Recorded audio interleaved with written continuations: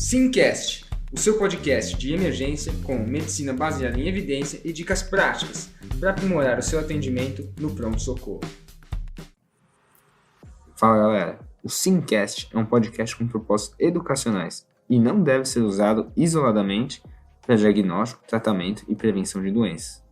Além disso, não deve ser interpretado como um guideline, mas sim como opinião de nossos especialistas.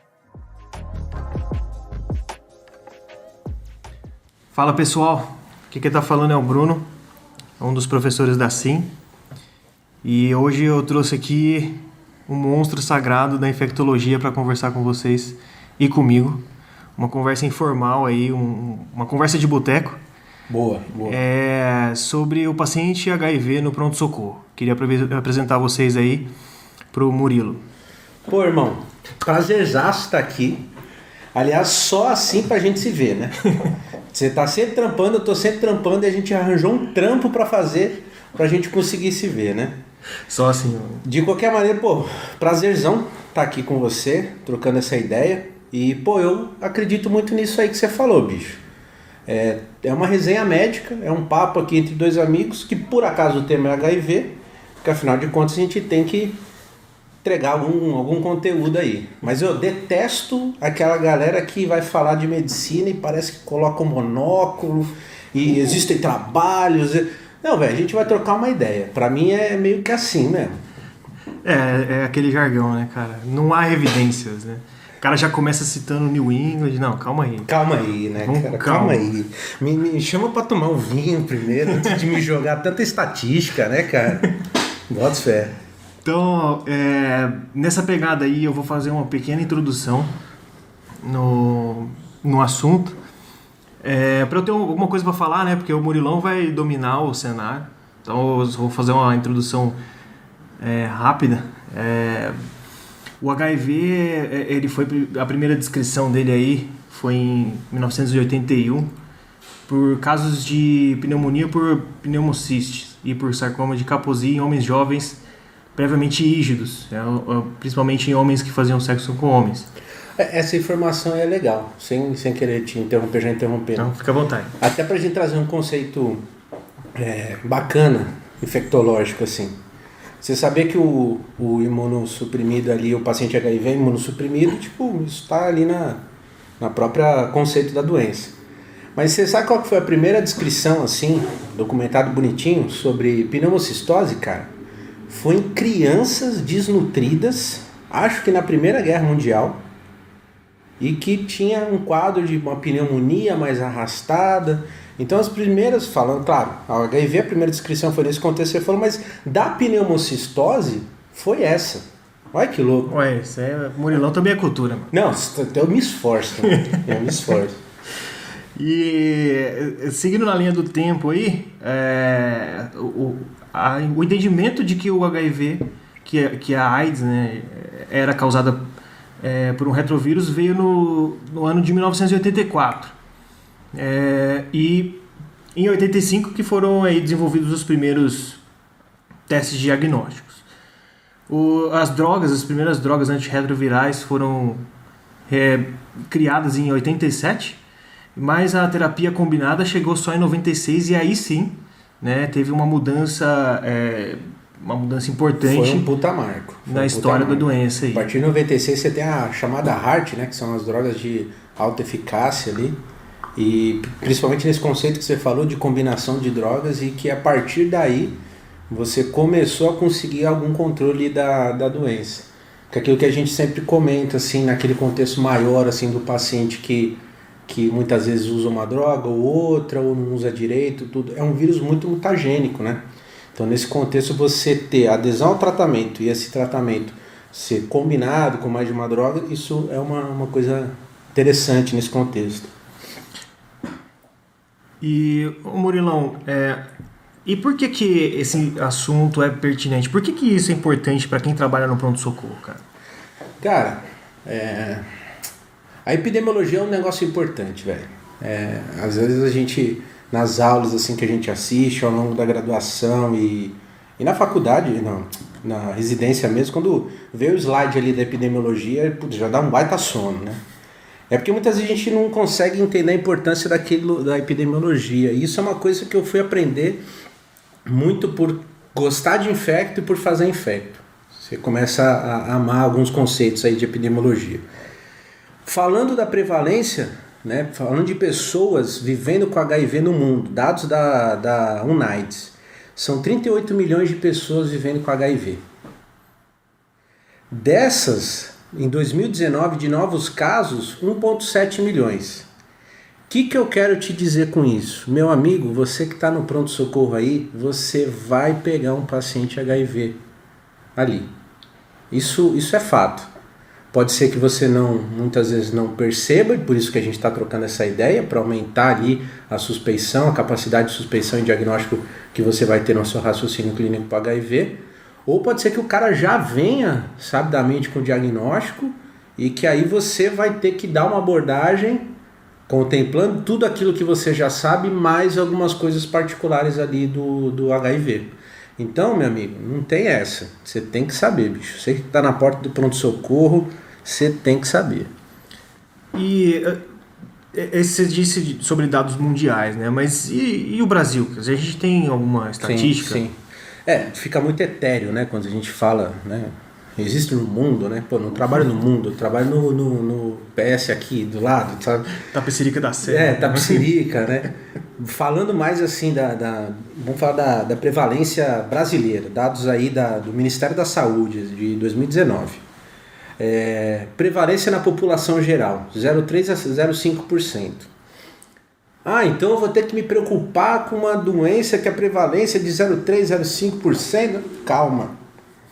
O que eu quero dar um zoom aqui nessa situação? Quando a gente vai para algumas populações mais específicas, que a gente conceitua como populações-chave, a gente observa como essa prevalência ela estoura em relação à prevalência geral. Se a gente falar de, por exemplo, gays e outros HSH, isso já vai para 6% a 9%. Dependendo, regiões metropolitanas, isso pode pular para até 18%. Quando a gente dá um zoom nessa fatia e vai para a população de mulher trans e travestis, a gente pode chegar até 30%. O que eu quero dizer com isso? É uma população de suma importância para você pensar nesse contexto. Fora isso, profissionais do sexo, prevalência de 5%, usuários de droga, 5% também. Então é uma coisa, uma população importante. Para que eu estou falando isso? Primeiro, um conceito mais filosófico, para a gente entender aquilo que a UNAIDS traz como uma epidemia concentrada, certo? Porque ela é concentrada nessas populações chaves. E, portanto, se eu quero implementar um trabalho bacana em relação ao HIV no meu país, eu tenho que começar dando uma atenção especial a essa população. E segundo, e aqui no nosso podcast um conceito mais prático, é para você que está ali na porta do PS, saber ter um olhar ali em relação à suspeição do HIV. Você tem que ter esse diagnóstico ali na manga, porque dependendo da situação, isso vai gerar um outro raciocínio diagnóstico, você vai enviesar seu raciocínio para as oportunistas e que muitas vezes aquele seu quadro pulmonar que você está tratando com um ceftriaxona, né? Está precisando, na verdade, de um Bactrim, entendeu? Então esse conceito das populações chaves é super importante. Sim, Murilo, sem querer te interromper, mas cara, isso é um fato, né? Mas esses dados que você trouxe a respeito desse tipo de população, isso não pode ser meio estigmatizante, trazer um certo preconceito? Cara, sem dúvida é estigmatizante. Eu acho que se você parar para pensar por que essa população que eu falei tem essa prevalência tão diferente da população geral.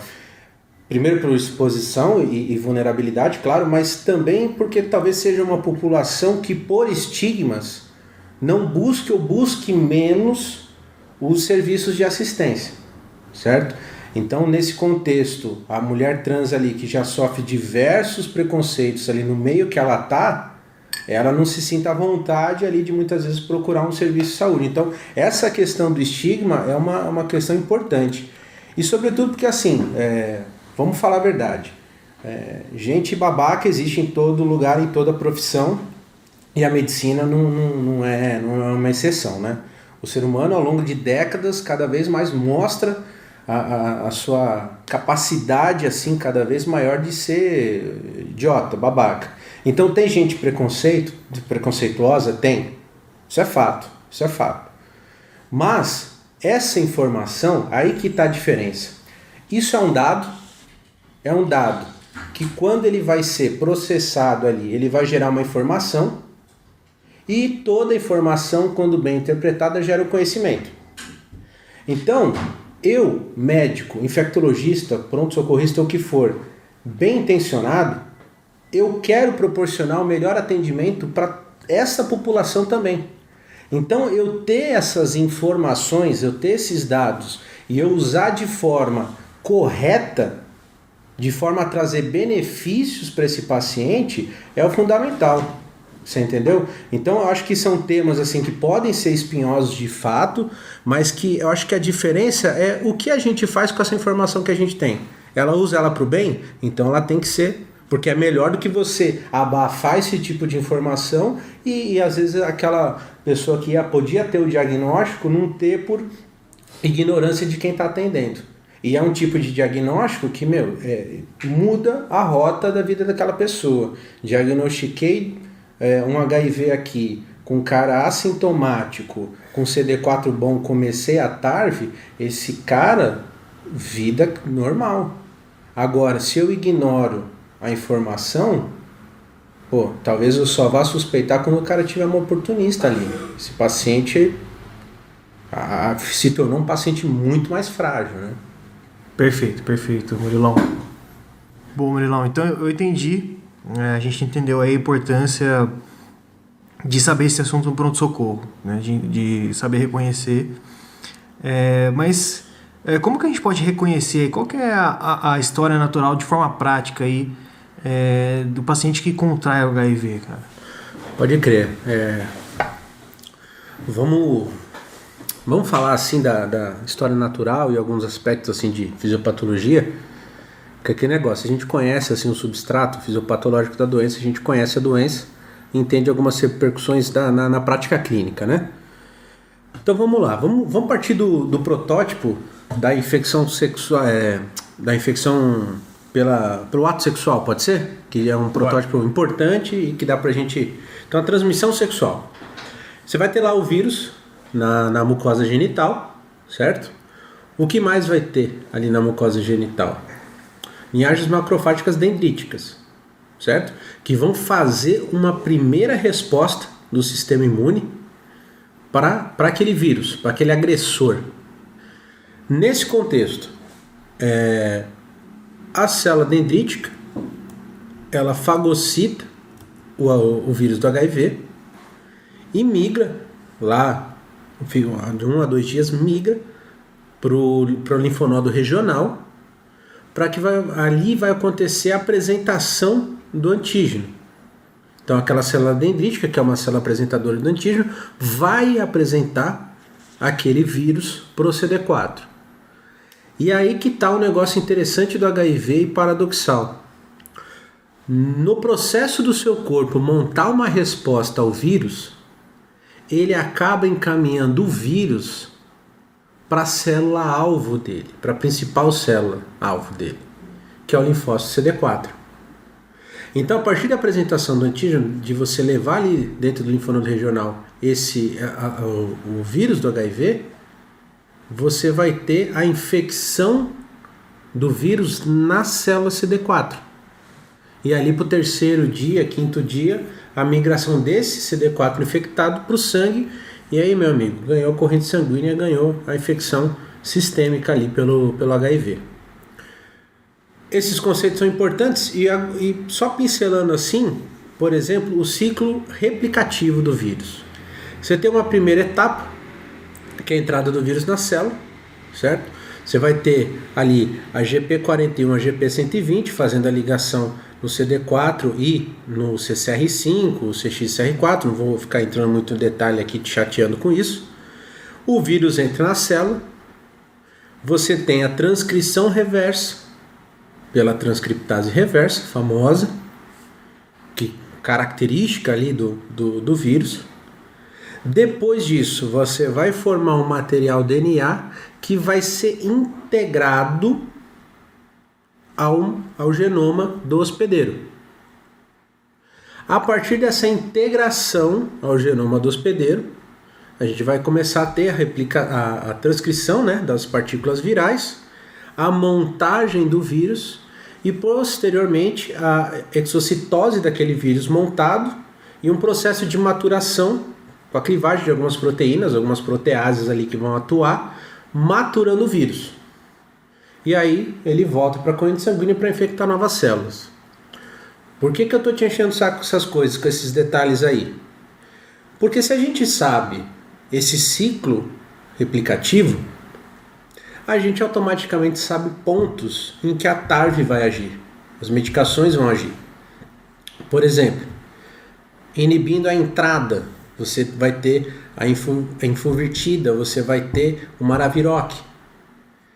Inibindo a transcrição reversa, portanto a transcriptase reversa.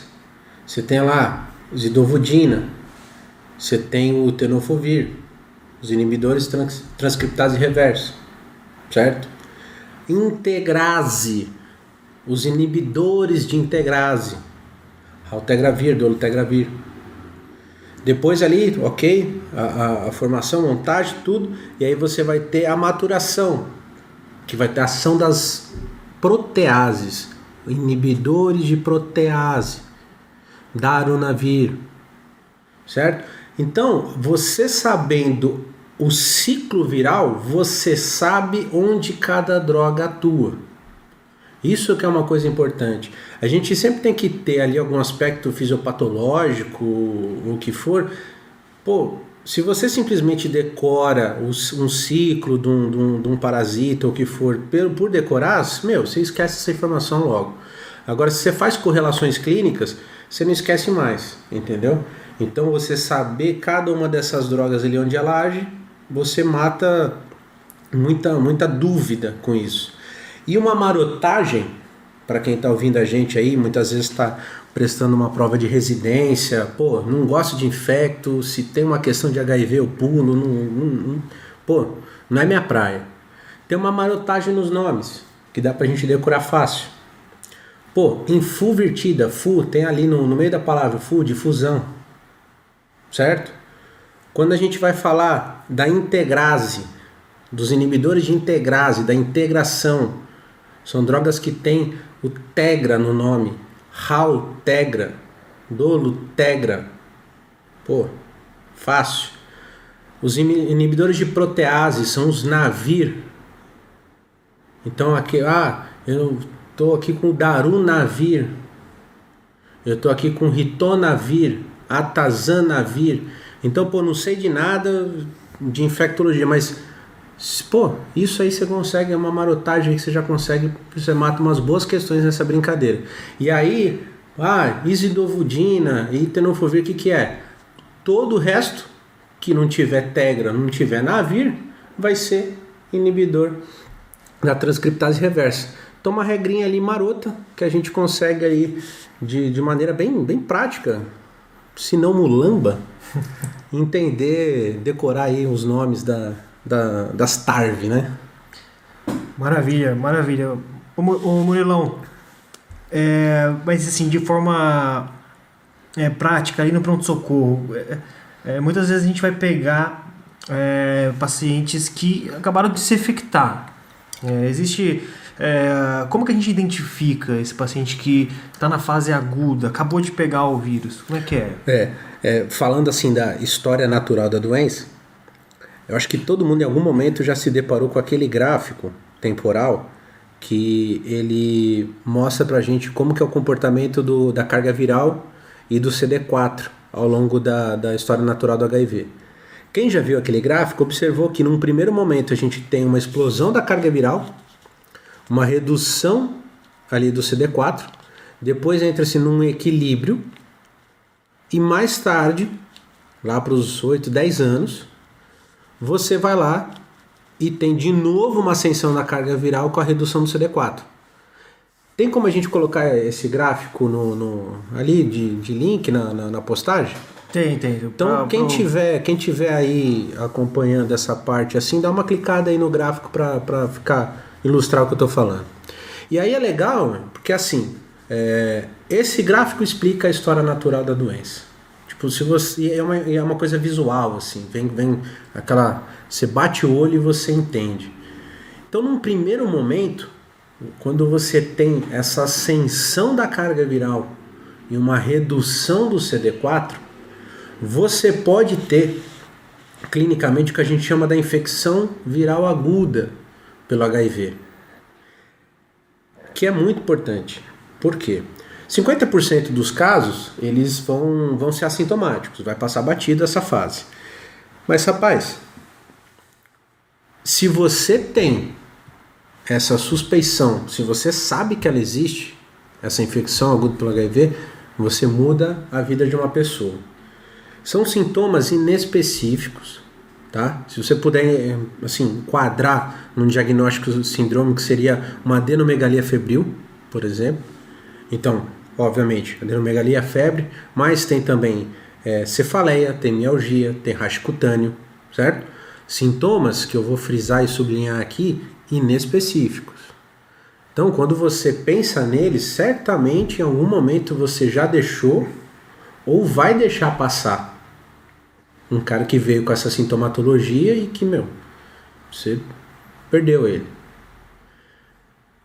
Até sintomas um pouquinho mais ali específicos que podem chamar sua atenção. O paciente pode ter candidose oral nessa fase. O paciente pode ali ter uma síndrome Guillain-Barré-like.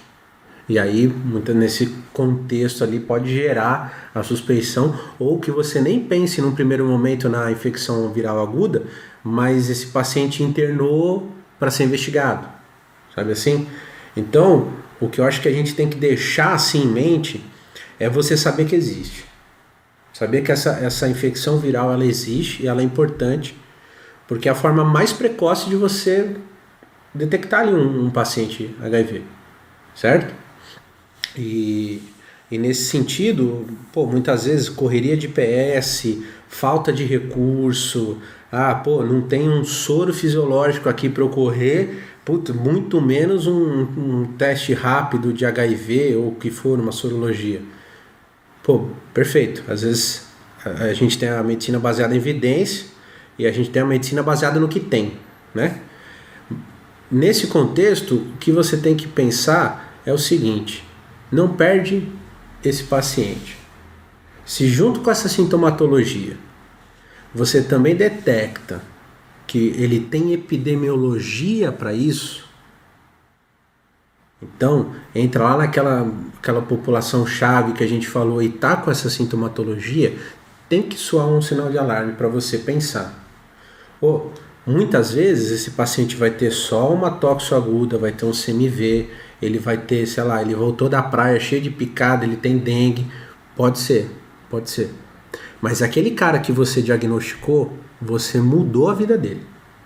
Então, se ele tem epidemiologia, junto com essa sintomatologia, você pode até não conseguir fazer o teste na hora. Mas não perca esse cara. O que eu quero dizer com não perca esse cara?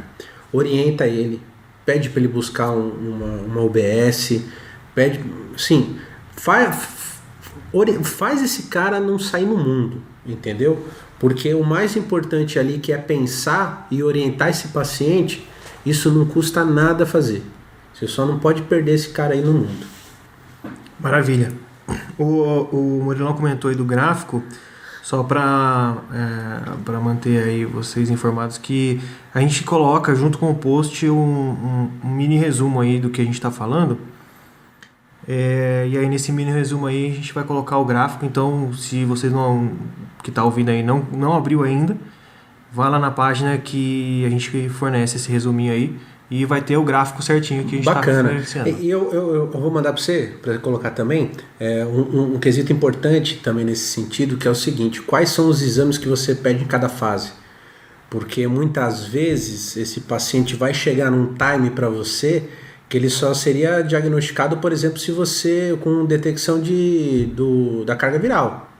A sorologia dele ainda não positivou, teste não, ele vai passar desapercebido. Você entendeu? É um ELISA de quarta geração que... Então, para ficar organizado isso aí, eu vou também mandar para você coloca, porque aí você sabe em cada etapa que você suspeita qual teste que você pode pedir. Se você esperar um Western blot para fazer esse diagnóstico que eu estou falando agora, vai passar, vai vir negativo, dependendo do tempo que você pedir. Pô, maravilha, maravilha.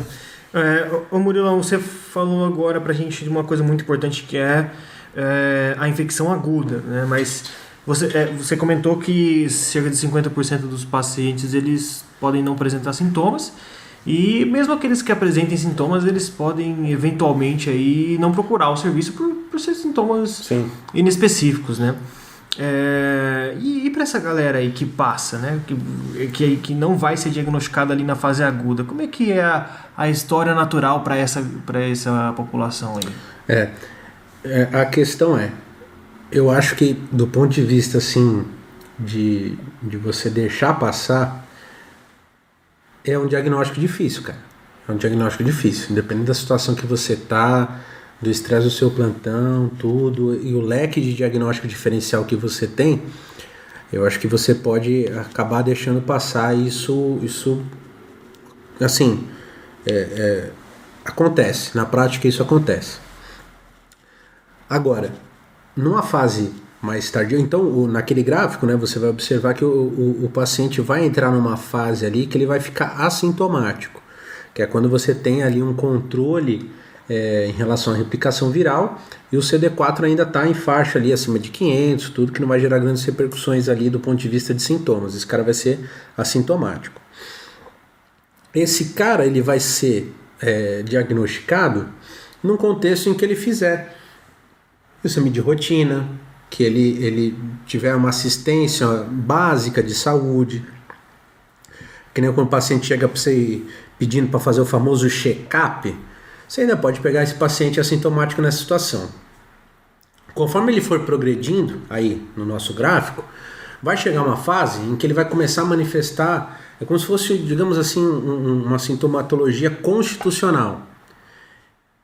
Ele vai ter emagrecimento, ele vai ter prostração, pode ter período de febre, sintomas inespecíficos de novo. Ele pode ter às vezes coisas que podem te sugerir do tipo um herpes zoster, de novo a nossa candidose oral. Esse paciente pode ter nesse meio tempo uma tuberculose. TB pode ter aquele clássico oportunista num cara imunossuprimido AIDS, mas pode pegar com CD4 dentro da normalidade. Então, sempre que você pensar, por exemplo, em TB, você tem que pensar em HIV. E HIV tem que pensar em TB. É TB, HIV, TB. Você não pode esquecer desse fator. Então você ainda tem uma janela de oportunidade para fazer o diagnóstico desse cara nesse contexto, certo? E depois disso ele pode entrar na fase AIDS propriamente dita, que ele vai chegar para você com uma constelação de sintomas, vários órgãos acometidos. Então é o cara que chega com uma história respiratória, ele tem sintomas neurológicos, uma diarreia crônica, esse cara tá falando para você ali, gritando para você AIDS, HIV, e aí nesse momento, se nos demos ao luxo de deixar passar naquela fase da infecção viral aguda, aqui a gente não pode deixar passar. Aqui a gente é o momento que a gente tem que pensar na doença. Então, aquele paciente que chega para você num contexto de gravidade, múltiplos órgãos e sistemas acometidos, ele tem que ter uma sorologiazinha de HIV ali na investigação dele. E aí, a gente sabe que 80% desses pacientes, num prazo de 8 a 10 anos em relação à infecção, vão chegar nessa fase de AIDS. E tem também um processo, só falando, paralelo que ocorre a tudo isso, que é a invasão do sistema nervoso central pelo vírus, e que ela vai acontecer desde o começo da infecção, né? Você pode ter, inclusive, às vezes, pacientes que estão em uso de TARV de forma efetiva e que podem ter pelo contexto de ativação imune, sintomas neurológicos. Aí pode entrar, né? É um capítulo à parte ali, a neuroAIDS, mas assim, nesse contexto específico que eu estou falando, assim, de não ser infecções oportunistas propriamente ditas, aí você tem distúrbios neurocognitivos, você tem cefalopatia pelo HIV, você tem a REND, né? Que também era classificada. Então, que esse é um processo que acontece lá atrás, desde o começo da infecção, e que ele vai ali se propagando no decorrer da história natural da doença. Boa. Então a gente está falando aí de dois perfis diferentes, né? O paciente com infecção aguda e o paciente que passou ali e não foi detectado e não procurou serviço e ele vai aí ao longo desses 8, 10 anos, né, desenvolver, vai ficar nesse período de latência, né? E aí a gente tem que desconfiar, né, daquele paciente que tem múltiplos órgãos acometidos, aquele paciente que era jovem, que era... Dispneia com hipoxemia, o cara, que nem eu falei, tá com diarreia crônica, aquela paciente que do nada começou a brotar umas lesões arroxeadas na pele. Pô, que negócio é esse? Vamos investigar direitinho. Abriu a boca, cheia de candidose oral. É gatilho. É uma coisa assim, tem que fazer o vínculo cerebral. Boa.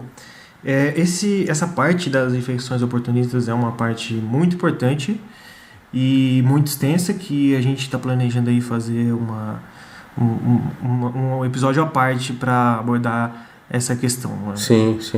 Que eu acho que vai mais de hora aí falando.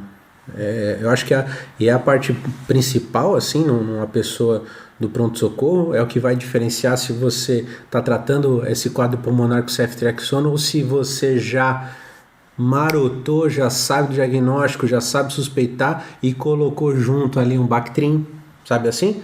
Isso tudo é coisa que a gente pode, um capítulo à parte que a gente pode fazer outro podcast aí, sem dúvida. Fechou, Murilão.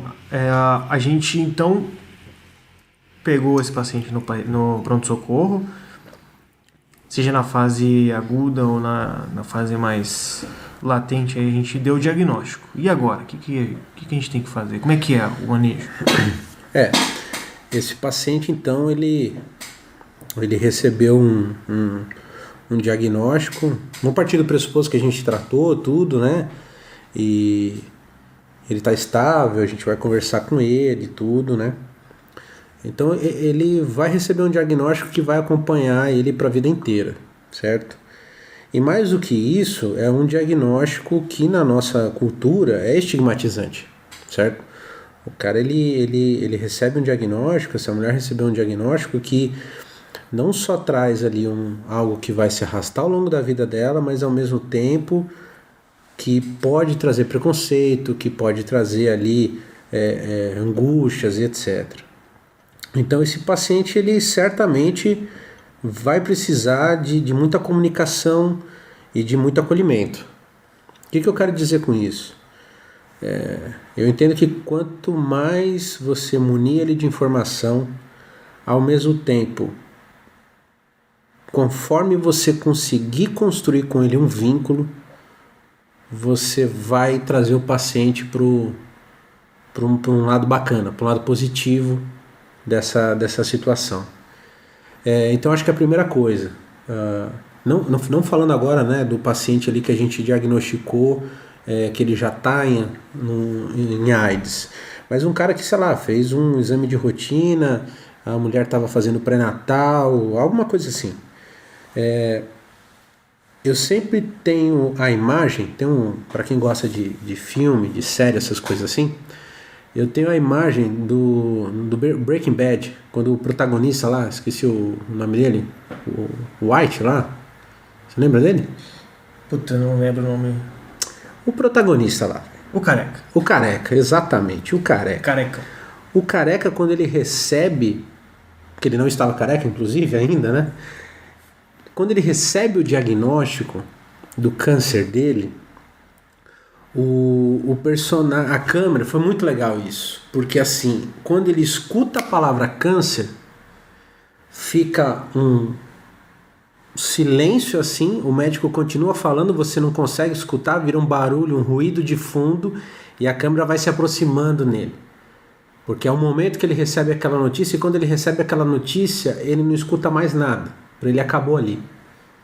Então, eu sinto que toda vez que eu abro ali um exame ali, que vem o diagnóstico ali pra gente, que eu preciso passar, eu tenho meio que a imagem que é isso que acontece com aquele paciente. Acho que quando ele escuta que ele tem a infecção pelo HIV, a sensação é essa, que ele não escuta mais nada. Que aquele momento ele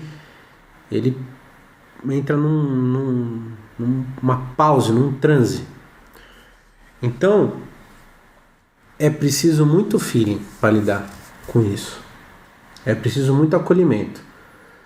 Acho que primeiro de tudo, você explicar para ele a diferença, para esse paciente, a diferença entre HIV e AIDS.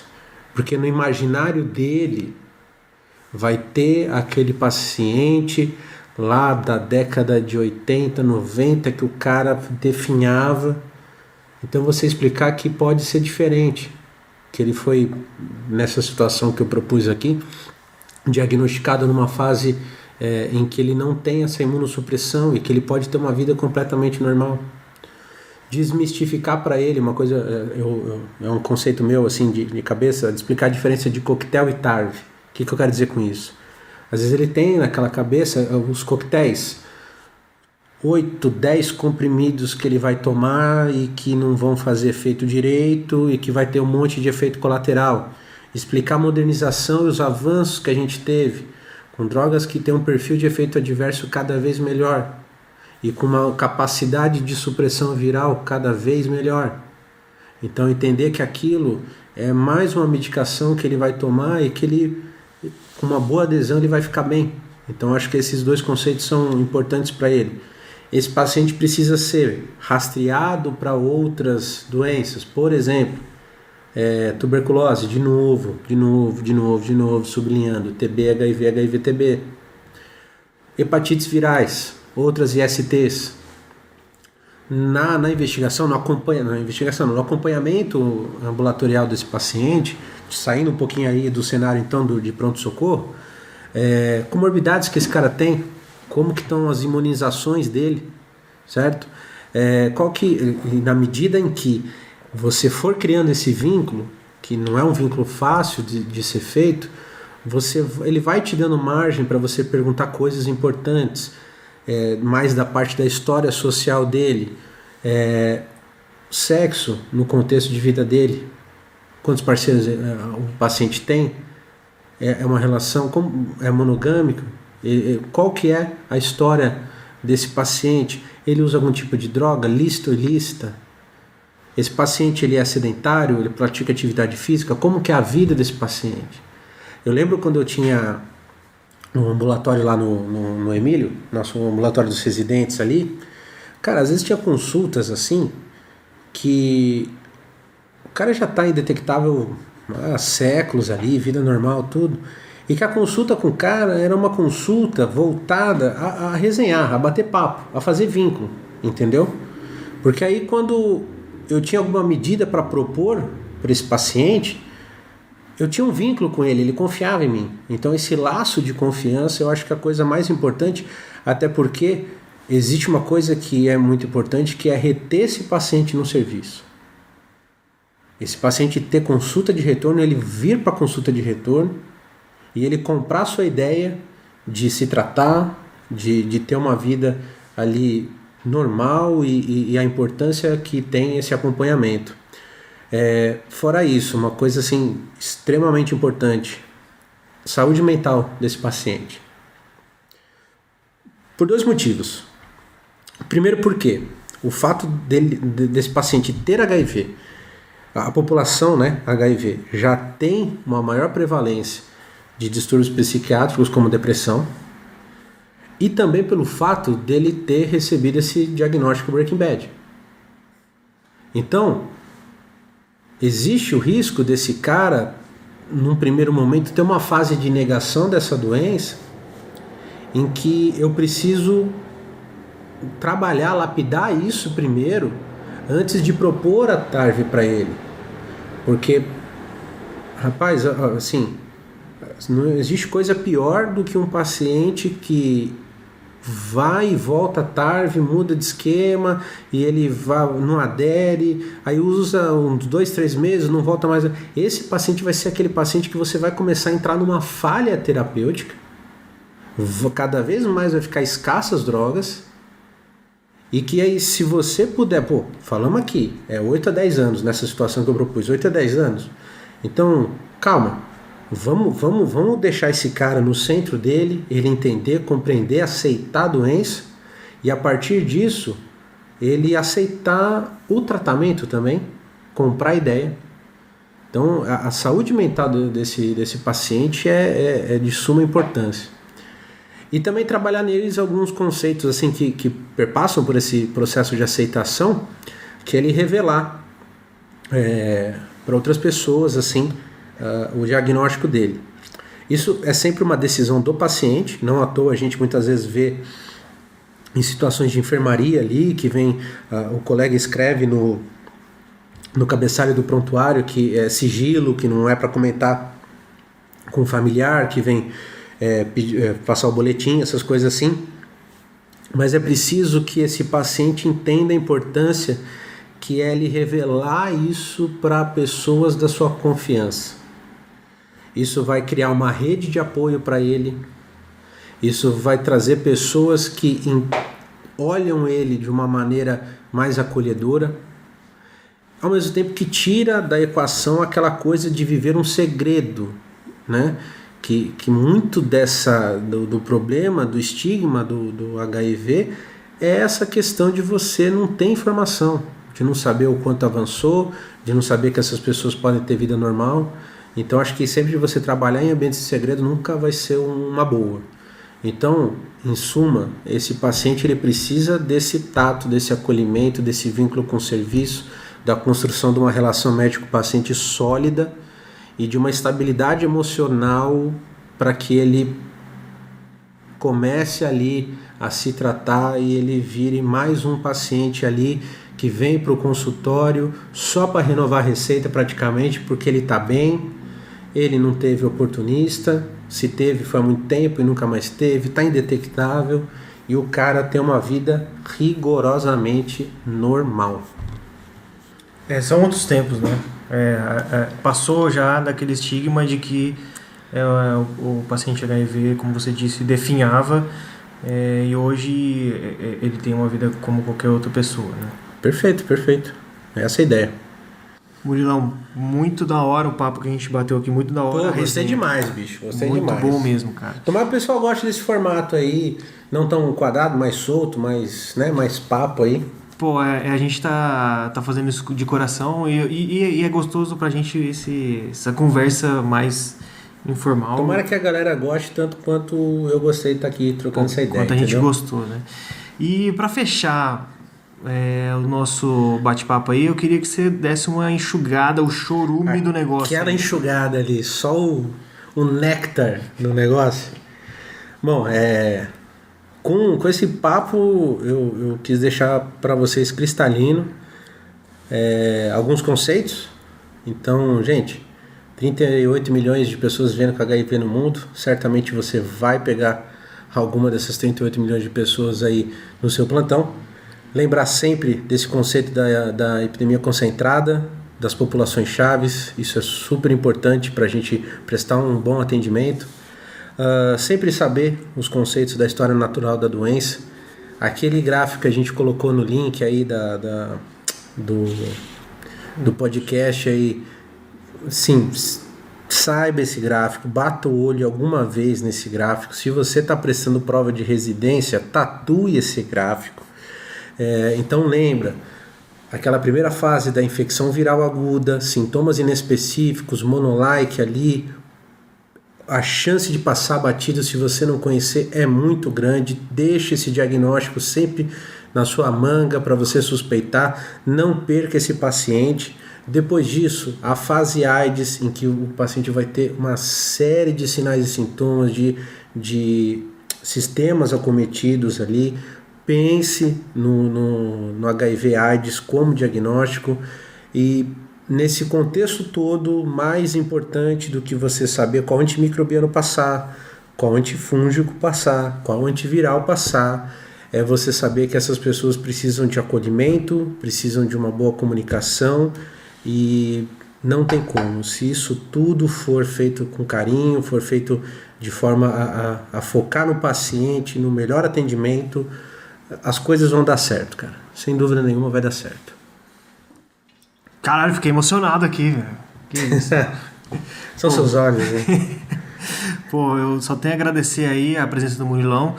E lembrando que é um assunto um pouco pesado, extenso, que a gente fez uma abordagem inicial para ter um background legal aí, para a gente poder abordar realmente de fato as oportunistas, né? Que vai ser um tema muito pertinente para o pronto-socorro e para a emergência. Cenas dos próximos capítulos, então, infecções oportunistas, o que suspeitar, como diagnosticar e como tratar.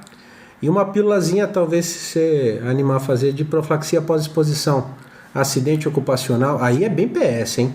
Acidente ocupacional ou uma situação de violência sexual que for, a gente aborda também alguns conceitos-chave importantes. Maravilha, fazendo jabá aí, cara. Maravilha. Vamos com certeza armar mais um rolê desses aí. Tamo junto. E espero que vocês tenham gostado. E é isso. Valeu. Até mais.